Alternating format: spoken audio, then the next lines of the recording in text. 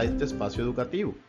En esta oportunidad conversaremos un poco sobre la lectura crítica, sus componentes y algunas estrategias con las cuales nos acercaremos un poco a lo evaluado en las pruebas de Estado Saber 11. Este recorrido estará guiado por su docente Víctor Nisperusa. Vengan, acompáñenme. Pero, ¿qué sabemos nosotros sobre la lectura crítica? Para poder hacer este recorrido, nosotros previamente tenemos que ir analizando cada uno de los elementos y las partes que conforman un texto o cualquier documento. Es ahí donde empieza a entrar en juego una serie de consideraciones que todo lector debe abordar para poder entender la información que ésta nos pueda suministrar. En este sentido, vamos a ir revisando cada una de esas partes o consideraciones propias de un texto o de un documento que permita hacer el análisis respectivo y encontrar la información solicitada a través de diferentes preguntas. Pero bueno, ¿qué es la lectura crítica? ¿Qué evalúa la lectura crítica? ¿Cómo se evalúa? Pues bien, miremos entonces que la lectura crítica, desde la postura del ICFES, es una prueba escrita, en donde nosotros debemos dar cuenta de la comprensión total de un texto. Es decir, cuando a mí me faciliten a través de una prueba un documento, este documento debe estar analizado por mí o por el lector y el lector debe dar cuenta a través de una serie de preguntas la comprensión del mismo. Es por eso que la prueba ICFES, a través de una serie de textos, ya bien sean continuos o discontinuos, me permite a mí como lector dar cuenta de su comprensión. Es en ese momento en donde yo estoy dándole respuesta a la lectura crítica. Pero también tenemos que tener en cuenta algo tan claro que es lo que ella evalúa. ¿Y qué nos evalúa la lectura crítica? Simplemente la capacidad que tenemos todos de interpretar, evaluar, pero ¿evaluar qué? Los textos. Y estos textos estamos hablando entonces de aquellos que podemos encontrar en la vida cotidiana, ¿cierto? Como textos orales, a través de la radio cuando lo escuchamos, a través de las informaciones que nos dan la publicidad o simplemente a través de la información de una conversación que tengamos con unos amigos, porque estos textos están mediados a través de la vida cotidiana y también de algunos espacios académicos. Es por eso que en algunos momentos vamos a encontrar algunos textos que están guiados por caricaturas con alguna información que estemos brindando en el momento o que sea tendencia en el momento de nuestra parte cultural y contextual. Ahora, ¿cómo evalúa el ICFES la lectura crítica?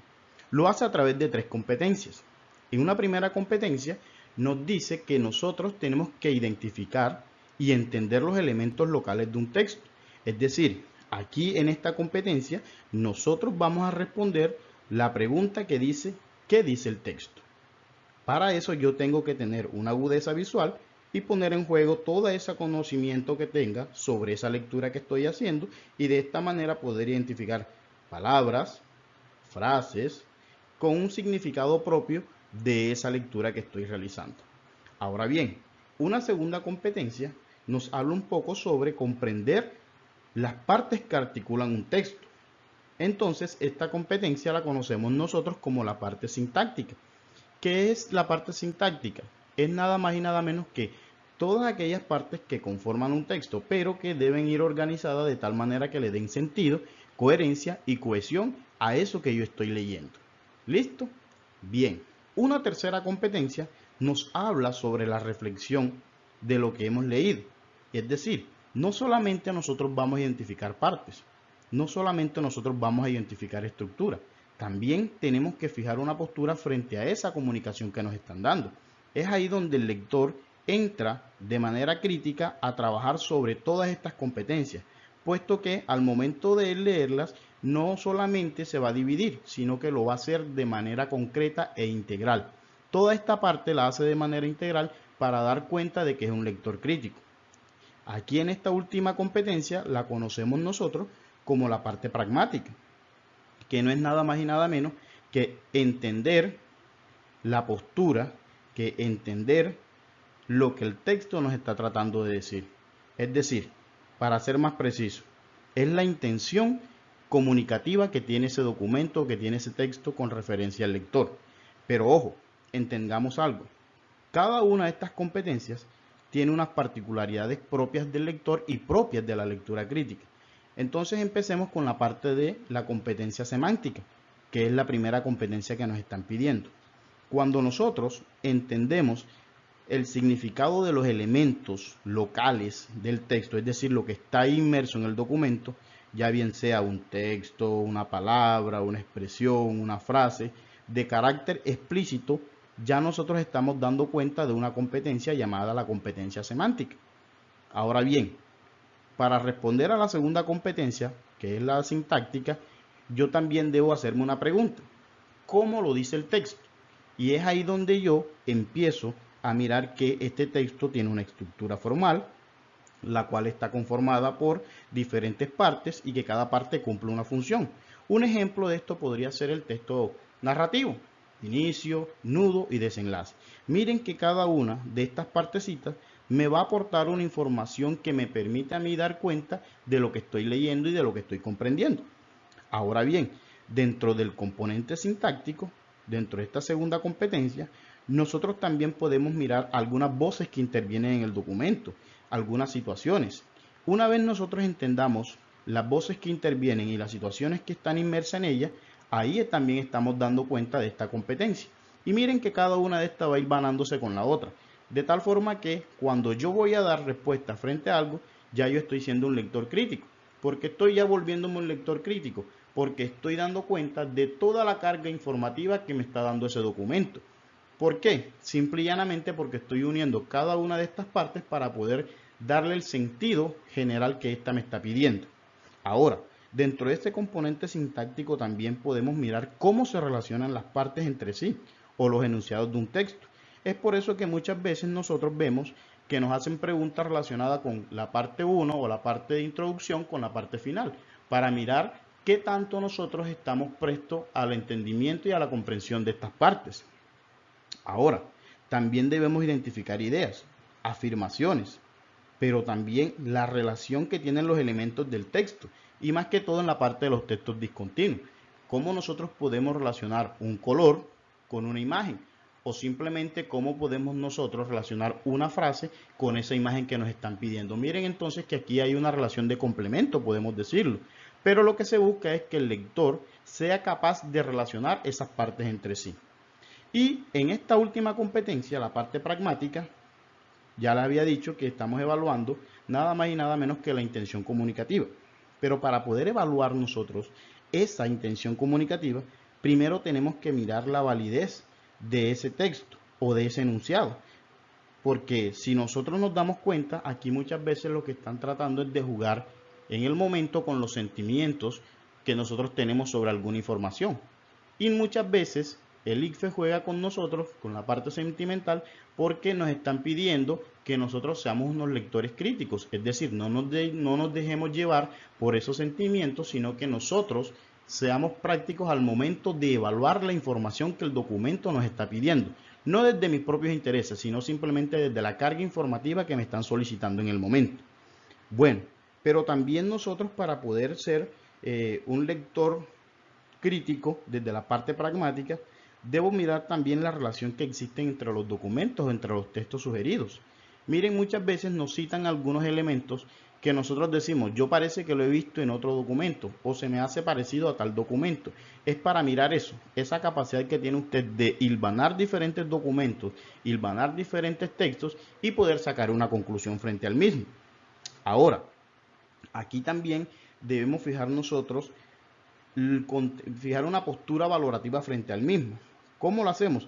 Hombre, simplemente cuando nosotros decimos, bueno, tenemos que mirar qué tan cierto o qué tan probable es lo que me está informando con respecto a la realidad. Y ahí es donde nosotros miramos los contenidos valorativos que nos están presentando. Y de esa manera también nosotros fijamos lo que son las estrategias discursivas. Ahora, una parte importante del componente pragmático es que muchas veces la información debe estar contextualizada. ¿Con qué fin? Con el fin de nosotros fijar la postura que nos están solicitando. Si nosotros atendemos cada una de estas particularidades que nos están brindando, Ahí es donde cada uno de nosotros empieza a formarse como un lector crítico. Pero obviamente la lectura crítica va mucho más allá desde el campo de la enseñanza. Pero para nosotros poder tener un poco de más acercamiento a lo que la prueba nos pide para grado 11, tenemos que hacerlo de esta manera. Lo que quiere decir que un lector crítico debe integrar todas estas competencias al momento de esbozar cada una de sus preguntas, a esbozar cada una de sus definiciones y sobre todo al momento de entablar cualquier conversación relacionada con la temática. Bien, miremos entonces a través de unos ejemplos cómo nosotros podemos identificar ya bien sea el componente y obviamente la opción que más se acerque a esa pregunta que nos están haciendo. Bueno, miremos entonces que tenemos una pregunta relacionada con un banco. Entendamos de primera fuente o entendamos en primera medida, que tenemos un texto. Miren que te hablamos de un texto discontinuo. Tiene diferentes cargas informativas, diferentes elementos que me están dando un sentido, una necesidad de comunicarme algo. En esta oportunidad nos están hablando sobre la relación que puede haber entre un banco y escoger la madre de los hijos que van a formar una familia.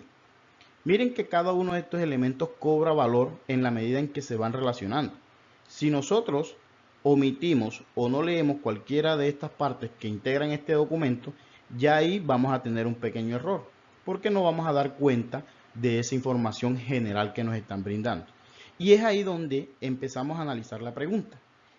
Nos dicen en la propaganda, la expresión, comillas, escoge la madre de tus hijos, comillas, busca dar a entender que. Ahí nos están pidiendo a nosotros que fijemos una posición, ¿cierto? Que le creamos o no al texto. Y entonces vemos que esto es una reflexión que debemos hacer nosotros como lectores. ¿Qué vamos a reflexionar? Hombre, sobre la importancia. Vamos a evaluar el contenido de esta información. ¿A través de qué? Hombre, de la capacidad que tenemos nosotros de convencer o dejarnos convencer sobre esta propaganda. Y la primera opción nos dice un contrato que conlleva responsabilidades mutuas. Antes de abordar cada una de las opciones que aquí se nos están estipulando, primero debemos hacer el análisis propio de la pregunta. Cuando a nosotros nos están pidiendo reflexionar sobre esa pregunta, ya nos están fijando una postura a nosotros. Nos están preguntando sobre, oye, ¿tú qué piensas al respecto? Eso lo que quiere decir es que me están preguntando por el componente pragmático. El componente pragmático me dice a mí que yo debo responder a la pregunta ¿para qué lo dice? Es decir, ¿para qué crearon estos señores este texto o esta publicidad? Muy propiamente debe ser para convencernos y decir, mira, esta es la mejor opción que tienes tú para guardar tus ahorros porque esta es la mejor opción que te va a llevar a ti a conformar una mejor familia. Pero para eso nosotros tenemos que empezar a analizar cada una de las opciones de respuesta que nos están brindando y encontrar la más acertada. Entonces miremos, una primera opción nos habla a nosotros de llevar un contrato de responsabilidades mutuas, pero no nos aclaran. Nos dan o nos esbozan una relación entre familia y ahorros, pero no nos dicen directamente desde la pregunta, desde la opción de respuesta, cuáles son esas responsabilidades mutuas. Entonces, por tal motivo, nosotros debemos ir descartando esa opción, porque no hay una claridad frente a esa opción de respuesta. Vayamos entonces a la opción de más abajo, a la D. Dice, escoger un banco es tan importante como compartir el tiempo con pareja. Sí, posiblemente, pero miren que aquí todavía nos están debiendo una información restante, porque aquí simplemente nos están sugiriendo, más no nos están afirmando algo. Por tal motivo, esa pregunta debo descartarla. Ahora, nos queda la opción B y la opción C. La opción C me dice, el dinero garantiza la armonía de las parejas. No necesariamente. ¿Por qué? Hombre, porque hemos visto casos en la vida real en que muchas veces la gente con poco dinero es mucho más feliz. Y hay gente que tiene mucho dinero pero no es feliz. Entonces la opción C se nos queda corta al momento de relacionarnos esa pregunta relacionarnos esa definición con la pregunta que nos están haciendo. Nos queda la opción B y nos dice que al elegir servicios de la entidad se aseguran las condiciones para conformar una familia. Si se dan cuenta, en la opción B ya nos están dando una información más concreta, más completa sobre la imagen y el texto que nos habla sobre madre e hijo, ¿cierto? Ya nos dicen una entidad. ¿Cuál es la entidad? El banco. ¿Cuál es el banco? Colmena. Y nos dicen, para asegurar que las condiciones para conformar una familia. Miren entonces que aquí hay un complemento entre la imagen y el texto que tenía al lado. Y ahí sí se está relacionando familia con la parte del banco o simplemente con la entidad bancaria. Y nos podemos dar cuenta. Entonces, en este pequeño ejemplo, la opción correcta es la B. ¿Por qué? Porque es la más completa que nos están pidiendo con relación a la pregunta que nos están haciendo. Y aparte de eso, nos invita a nosotros a que hagamos una reflexión sobre eso que nos están evaluando. Es ahí donde entonces empieza a jugarse la parte cognitiva, es decir, la competencia que usted tiene enciclopédica con esa información que le están solicitando. Entonces usted dice, claro, cuando nosotros empezamos a tener ahorros, empezamos nosotros a tener un propósito para conformar una familia. Sí, porque la familia requiere de un apartamento, de una casa, requiere de algunas organizaciones propias de amoblamiento y en sí lo que le están diciendo, en la medida en que usted vaya ahorrando y nos vaya dando la oportunidad de administrar sus recursos o sus ahorros, nosotros como entidad podemos asegurarle que más adelante usted tendrá con qué conformar una familia. Bien. Sigamos con los ejemplos. Miren entonces que hay una parte dentro de la lectura crítica que siempre nos ha llamado la atención. Nos ponen muchas veces textos dudativos, textos en que nosotros como lectores empezamos a dudar porque tenemos una carga informativa que la hemos recogido a través del barrio, los amigos, los papás, la televisión, el internet, y eso es lo que quieren ellos, que nosotros toda esta carga informativa empecemos a sopesarla al momento de tener un texto ya elaborado. Entonces, este tipo de documentos, este tipo de textos, lo que busca es eso, tratar de que usted organice toda la información que tiene para que pueda dar cuenta de eso que le están preguntando en el momento o con relación a un texto cualquiera. Bueno, vemos entonces un primer texto. Habíamos hablado de un texto discontinuo, ahora tenemos un texto continuo. La característica más notoria de un texto continuo está todo organizado en texto, ¿cierto? En palabras, en oraciones, en párrafos. Y lo más normal es que empezamos a leerlo de izquierda a derecha. Empieza con una mayúscula y termina con un punto final. Esa es una de las características más notorias de los textos continuos. Este texto nos habla a nosotros un poco sobre lo que es la justicia. Y aparte de eso, nos ayuda a nosotros también a mirar cómo estamos interpretando lo que es la justicia según lo que vemos en los medios, pero también según la información del texto del documento que tenemos a consideración. Bueno, la pregunta dice, considere el siguiente enunciado. Ojo, considere. Ahí le están diciendo a usted considere, no le están diciendo todavía que haga una definición, que precise, no, que simplemente usted tenga en cuenta lo que el enunciado le va a decir.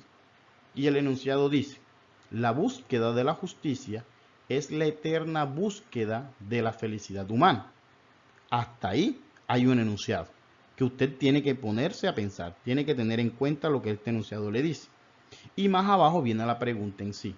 La pregunta nos dice, ¿cuál de las siguientes opciones se puede concluir del enunciado? ¿Cierto? ¿Cuál de las siguientes opciones se puede concluir del enunciado? Ahí sí nos están acercando a nosotros a otra pregunta y a otra competencia. ¿Cuál podría ser esa competencia? Muy bien. Nuevamente la competencia pragmática. ¿Por qué? Hombre, simple y llanamente porque ahí tenemos que seguir reflexionando nosotros sobre eso que nos están diciendo y tenemos que evaluarlo. ¿Para qué? Para ver si tiene sentido y si logra articularse a lo que el texto nos está solicitando. Entonces miramos que tenemos la opción A. Dice, quien busca la justicia no encuentra la felicidad. Ojo, si nosotros empezamos a detallar de manera puntual la lectura, nos vamos a dar cuenta que esta pregunta automáticamente se debe descartar, porque el texto nos está diciendo a nosotros algo relacionado entre la justicia y la felicidad. Si no lo hemos leído, procedamos a leerlo. Nos dice, la justicia es en primer lugar una cualidad posible, pero no necesaria, de un orden social que regula las relaciones mutuas entre los hombres. Solo secundariamente es una virtud humana, ya que un hombre es justo solo si su conducta se adecúa a las normas de un orden social supuestamente justo. Pero, ¿qué significa decir que un orden social es justo? Significa que este orden social regula la conducta de los hombres de un modo satisfactorio para todos. Es decir, que todos los hombres encuentran en él la felicidad. La búsqueda de la justicia es la eterna búsqueda de la felicidad humana. Es una finalidad que el hombre no puede encontrar por sí mismo y por ello la busca en la sociedad. La justicia es la felicidad social, garantizada por un orden social. Platón, identificando la justicia con la felicidad, sostiene que un hombre justo es feliz y un hombre injusto es infeliz. Evidentemente, la afirmación según la cual la justicia es la felicidad no es una respuesta definitiva, sino una forma de eludir el problema, pues inmediatamente se plantea la cuestión, ¿qué es la felicidad? Pues bien, si se dan cuenta, ahí hay una pequeña, pues bien, si se dan cuenta, en el texto hay una pequeña contrariedad que busca que se armonicen dos conceptos, el concepto de justicia y el concepto de felicidad. Y por eso nosotros miramos en las opciones de respuesta que la A no se amolda a lo que nos está diciendo el documento. Quien busca la justicia no encuentra la felicidad. No, no puede ser, porque el documento nos está planteando a nosotros que hay que armonizar estos dos conceptos. Entonces automáticamente usted como buen lector debe descartarla. Nos vamos abajo. Nos dice en la opción D, el que busca la justicia siempre encuentra la felicidad. No. ¿Por qué decimos que no? Hombre, porque el documento también nos habla un poco sobre esta contrariedad que muchas veces se da dentro de la búsqueda inalcanzable de la felicidad y la justicia. Muchas veces, según el texto, nosotros somos seres justos. Sin embargo, esta no nos da una felicidad. Miremos el último párrafo. Dice, evidentemente la afirmación según la cual la justicia es la felicidad no es una respuesta definitiva, sino una forma de eludir el problema. ¿Oyeron? Entonces, miren entonces cómo este pequeño parrafito me ayuda a descartar la opción D. Ah, pero tenemos una más arribita que es la opción C. El que busca la justicia no encuentra la felicidad. ¿Qué piensan ustedes al respecto sobre eso? ¿Qué nos plantea el texto? ¿Cierto?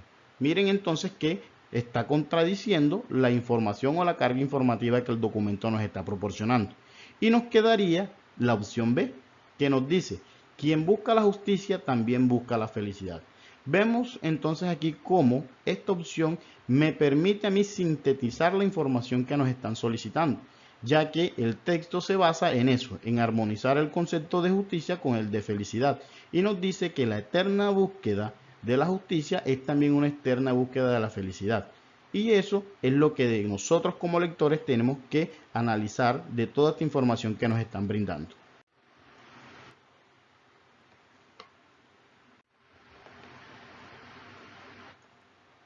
Bueno, vayamos con este pequeño texto. Nos habla sobre el consumidor del ajuste. Hagamos su lectura respectiva. Dice, Luis Enrique Alonso, autor español, reconocido por sus estudios sociológicos sobre el nuevo consumidor, afirma que los consumidores del cambio del milenio superaron la llamada cultura light, postmoderna, y que hoy estamos frente al consumidor del ajuste, uno con fuerte tendencia a la personalización de las referencias y la individualización de los argumentos en las presentaciones de la identidad en la vida cotidiana. Dice, además, que la cultura de masas se ha vuelto más selectiva y el consumo se convierte en testigo de la afirmación de la personalidad, siguiendo pautas no tanto de adhesión a macrogrupos abstractos e indiferenciados como a círculos, relatos y símbolos fuertemente particularistas. Ese nuevo consumidor socializado exige y escoge con mayor libertad e inteligencia.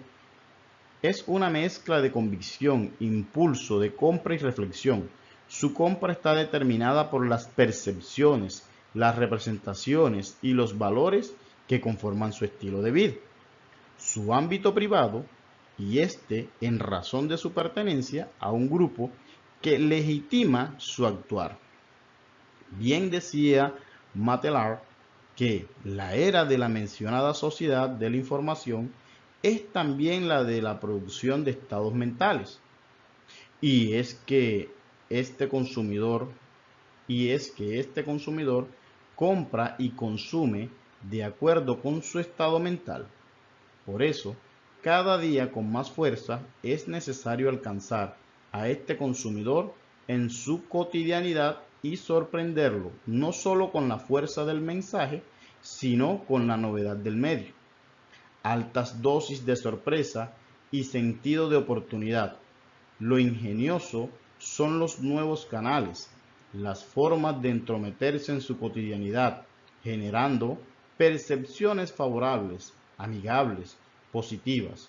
Hoy, la producción de estados mentales es garantía de posicionamiento y recordación de percepciones acordes al producto y la marca, porque en definitiva las personas no actúan por lo que oyen, sino por lo que ven.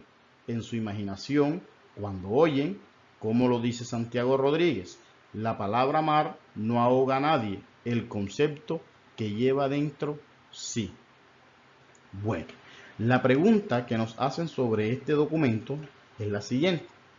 La afirmación, la era de la mencionada sociedad de la información, es también la de producción de estados mentales. Bueno, miren entonces que ahí nos están preguntando, nos están haciendo una pregunta de tipo semántico. ¿Por qué de tipo semántico? Porque nos están preguntando es cómo se articulan las partes de este texto de manera global.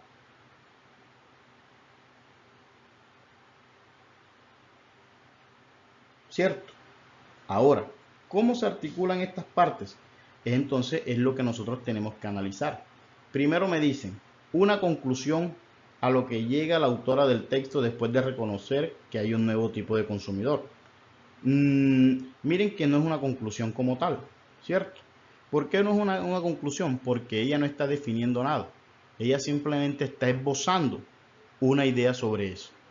Si nosotros nos damos cuenta, y ya les adelanté mucho, esta parte de esbozar, de decir una idea, puede que sea verdad o puede que sea mentira. Simplemente ella lo que está tratando es de mirar la percepción que tiene sobre eso a través de una idea que quiere referirse o quiere darle a conocer a sus lectores. Pues bien, tienen ustedes razón. Entonces la opción correcta aquí sería la opción B, puesto que mirándolo bien es una idea que se supone que es verdadera. Ojo, se supone. Nosotros no estamos afirmando nada, simplemente estamos tratando de mirar o de analizar lo que la autora nos quiere decir. Y aunque no se planteen las evidencias para comprobar esto, nosotros podemos dar por entendido o podemos dar por verdadera esta información o esta idea que ella nos está planteando. Miren entonces que la idea que nos está preguntando aquí, o la idea que nos están tratando de demostrar aquí, es cómo estas partes están articuladas y le dan un sentido al texto de manera global. Entonces nos están preguntando aquí es por el componente semántico, ya que nos están preguntando en sí por una idea. Vean entonces, anteriormente en las preguntas que habíamos analizado, nos preguntaban por la posición, por la reflexión, componente pragmático. Aquí nos están pidiendo a nosotros que miremos cómo se articulan las partes. ¿A través de qué? De una idea. Esto hace parte del componente semántico. Listo.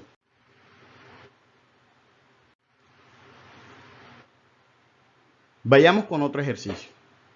Si bien las corridas de toro generan una controversia, generan siempre una polémica en cualquiera de nosotros, es aquí a través de este documento en donde nosotros debemos alejarnos un poco de esa parte sentimental para poder entender lo que el documento o esa persona que escribió el texto, el autor, nos está tratando de dar a entender.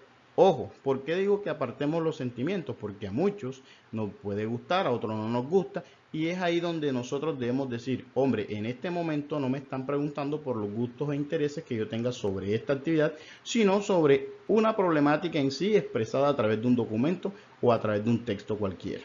Vayamos al ejercicio. En contra y a favor de las corridas. Por Héctor Abad Faciolince. Bueno, voy primero a la pregunta. Dice, de las siguientes ideas, la que se opone a la idea central defendida por el autor es, bueno, al igual que la anterior, se dan cuenta que nos están hablando sobre ideas. Nos están preguntando nosotros no por partes, no nos están preguntando por nuestra postura, nos están preguntando es sobre la idea o las ideas que conforman el texto. Lo que quiere decir que esto hace parte del componente semántico, ¿cierto? La pregunta del componente semántico es ¿qué dice el texto? Y eso hace parte de ¿qué? De saber organizar y entender las ideas que propone el texto. Bueno, ya sabemos entonces que cuando nos preguntan sobre ideas, nos vamos a referir o nos vamos a ubicar en el componente semántico. Y cuando nos preguntan por la reflexión o postura de nosotros, nos vamos a ubicar en el componente pragmático. Hagamos la lectura respectiva. En contra y a favor de las corridas, por Héctor Abad Faciolince. Estoy en contra de las corridas de toros, pero también en contra de su prohibición. Si uno acepta que una mayoría puede prohibir los toros por compasión animal, tendrá que aceptar que un día otra mayoría prohíba a todos los ciudadanos matar animales para comer carne. La tolerancia consiste en no prohibir lo que no nos gusta. Tolero las peleas de boxeo o la prostitución. No me gustan, pero tampoco las prohibiría. El argumento más fuerte de los antitaurinos es que en las corridas se tortura a muerte a un animal. No pongo en duda que el animal sufre horriblemente. Pongo en duda la conciencia plena de ese dolor, porque no sabemos cómo funciona la mente del animal. Es una hipocresía discurrir contra las corridas de toros por la mañana y al mediodía comerse un sanguinolento filete de res. Me dirán, ese lomito no se obtuvo con tortura. ¿Cómo lo saben? Los criamos para montarlos o para comerlos. Olvidar esto es hipocresía. No voy a corridas, me parece un espectáculo primitivo. Quizás en eso consiste su encanto y su horror, pero soy carnívoro. No veo que haya acuerdo entre las personas sensatas y morales sobre si las corridas deban prohibirse o no. Bueno, como se darán cuenta, aquí hay una posición del lector que no está muy bien definida. No sabemos si está 100% a favor o 100% en contra, ya que él toma postura en ambas partes para tratar de decir, hombre, puede que esté mal, puede que esté bien. Lo ideal sería nosotros analizar cada una de esas posturas y tomar una decisión como tal. Y eso es lo que se busca con la pregunta. Retomemos la pregunta. Dice, de las siguientes ideas, la que se opone a la idea central, ojo, se opone a la idea central defendida por el autor es. ¿Cuál sería la idea central? ¿Cuál sería la posición del autor? Nos dice, ¿las corridas de toros deben prohibirse? Sí, claro, puede ser. ¿Las fiestas taurinas son rituales de tortura? Sí, claro, puede ser. ¿La crianza de animales es una acción hipócrita? No sabemos hasta qué punto. Y D, la tolerancia es el medio para superar el desacuerdo. Sí, posiblemente es lo que está planteando el texto también. Pero miren que la idea central nos habla es sobre prohibir o no prohibir las corridas de toro. Y el argumento que toma su autor es decir, hombre, es tolerar ciertas cosas, pero no es tampoco prohibirlas. Porque si prohibimos lo que no nos gusta, imagínense, en el mundo no existiría el mundo como tal.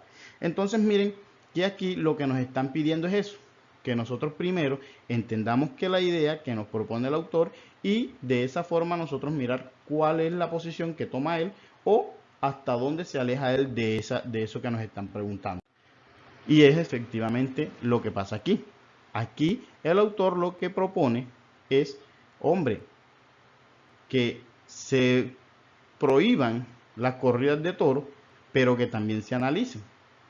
Entonces miremos que la idea que se opone de manera central, defendida por el autor, es las corridas de toros de manera que se prohíbe.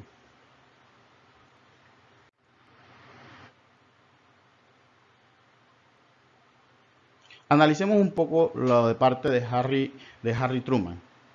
El señor fue el presidente número 33 en Estados Unidos. Ya con eso, ya tenemos mucha información. Vayamos entonces a mirar preguntas que se relacionen con este señor. Y nos habla un poco sobre la doctrina de Truman, ¿cierto? Miren que nos dan un texto en donde también retoman parte de otro texto. En esta oportunidad vamos a hablar un poco sobre el discurso que hizo el señor Truman al momento de posesionarse como presidente de Estados Unidos. Y a partir de ahí nosotros empezar a analizar las preguntas que conciernen a ese texto o a ese documento que nos están planteando. Miremos la pregunta que se nos hace. Dice, de acuerdo con Arturo Escobar, el propósito de la doctrina de Truman era, miren que aquí ya nos están diciendo sobre un propósito, ¿cierto? Y ojo, cuando nos hablan a nosotros sobre el propósito, nos están nos están preguntando sobre cómo nosotros podemos identificar y entender los contenidos locales, ¿cierto? ¿Para qué? Para poder nosotros dar cuenta sobre esa pregunta que nos están haciendo. La pregunta 5 nos dice, para alcanzar los propósitos de la doctrina, Harry Truman proponía como estrategia. Muy bien. Entonces, para yo poder analizar y para yo poder entender qué era lo que proponía Harry, yo debo entonces mirar cómo esas tres partes del documento que están ahí se están articulando. Cuando me habla una de una postura, cuando me habla la otra de lo que propone el autor, cuando me habla la otra de lo que se está proponiendo de manera concreta o simplemente cómo se propone la integralidad o la integración de cada una de estas posturas de ambos personajes, de un autor, pero también de otro autor. Vemos que hay dos voces. Bueno, con relación a la pregunta 4, vemos entonces que la opción más correcta es esta, ¿cierto? ¿Cuál es el propósito de Truman? Hombre, simplemente mirar cómo se pueden crear las condiciones para reproducir en todo el mundo los rasgos característicos de las sociedades avanzadas. ¿Cómo logro yo entender eso? Cuando yo empiezo a analizar el discurso hecho por Truman, pero también empiezo a analizar la aclaración que nos da el señor que elaboró el documento. ¿Quién fue el señor que elaboró el documento? Arturo Escobar. Entonces, ¿qué hace el señor Arturo Escobar ahí?